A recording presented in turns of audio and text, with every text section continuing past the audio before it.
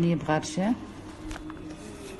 قفشة مالت الشكر اللي حق الشاي، ملح، مسمار مطحون اللي هو القرنفل، وكمون، فنيال، زيت الزيتون دافي. الفنيال الحجم اللي عندكم مو شرط نفسه.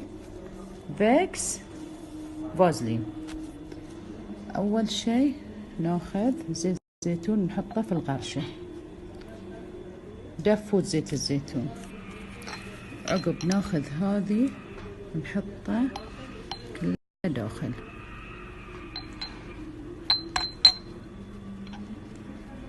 الحين بعد الفازلين والفيكس قفشة نفس القفشة اللي هي مالت الشكر، احطها هني.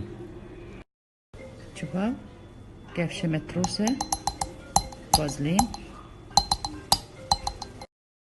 ونفس الشي قفشة فيكس، كله نفس القفشة مالت الشكر مالت الشاي.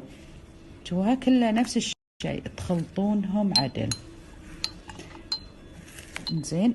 وبيمد بس ياخذ له وقت لين يمد. انا عندي الخلطة براويكم اياها شلون استوت، بس خلي اخلط هذي. شوفوا لين خلطته يصير كذي، بس تخلونه يمد يصير كذي بيمد. لا تقولوا ما بيمد، بيمد ترى ما ينكل وبتروحون تاكلونه. تخيلوا تبلعونه تاكلونه بالطوارئ سيدة اسم الله عليكم. لا، شو تسوون الحين؟ تاخذون كمية كذي من الخلطة تمسحون فيه قاعد تريدكم الله يعزكم، وتلبسون دلق. يفضل في الليل. اقول لكم عيالي والله العظيم يقولون لي هاي السحر مو صج. انا ولد اختي صار له فوق 10 ايام لا السخونه ولا الكحه تروح عنه. حطيت له مره واحده ما شاء الله، اليوم الثاني ليحن في كحه خفيفه بس السخونه راحت نهائيا وبلعم، لان هو طاب استانس فما رضى احط له اليوم الثاني انه القلاقه في الليل وذي. فالطريقه عرفتوها وشرحت لكم بالتفصيل الممل.